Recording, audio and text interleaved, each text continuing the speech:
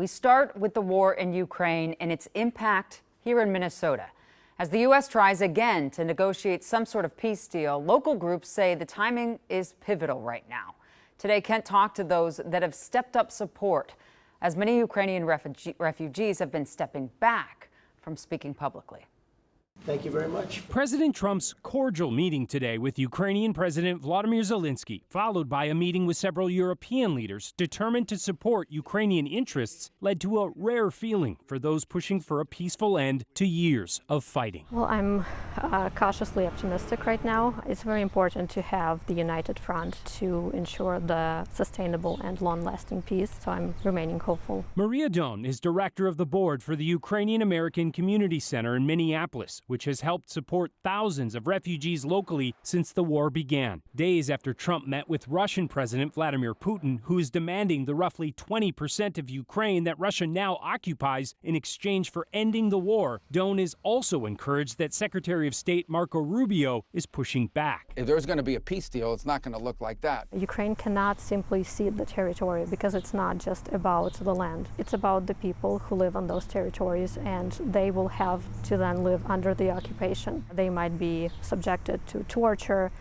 to forced deportations, and other gross violations of human rights. Are there refugees here right now that have family that maybe are still in some of those areas? We do. In some instances, they had to flee because their houses were bombed at, and essentially they ended up losing everything. And if you're wondering why you're not hearing directly from those refugees, just a couple of years after we featured many here on KARE 11. Several reasons. Some people are becoming hopeless at the toll of the war. In some instances, people are afraid because of their legal status. Under the temporary protections, they were not sure what's going to happen to them next. Therefore, they didn't want to draw additional attention onto themselves. She says that fear has grown so much that attendance has fallen even at the community center itself in recent months. It's really hard to get a larger group of people attend some of the events, even though those events are specifically targeted to provide the support for people who were displaced due to the war. What do you want those refugees to know? I want them to know that it's still safe to come out to the community events. It's still safe to participate in all the gatherings.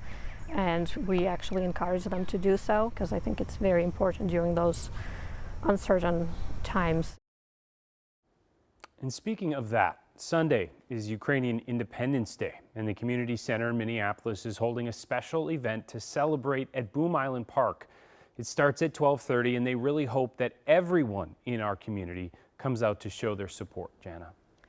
It's heartbreaking, but it makes sense. You know, you don't want to mess around with the freedom that you just found in the U.S. and quite a turn. Kent, you and I both talked to many people that came here just a couple of years ago, and they were fully ready to speak to us.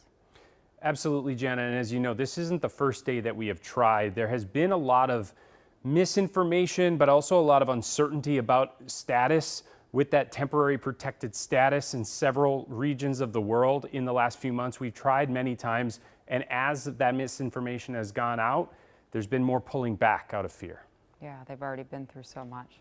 I understood.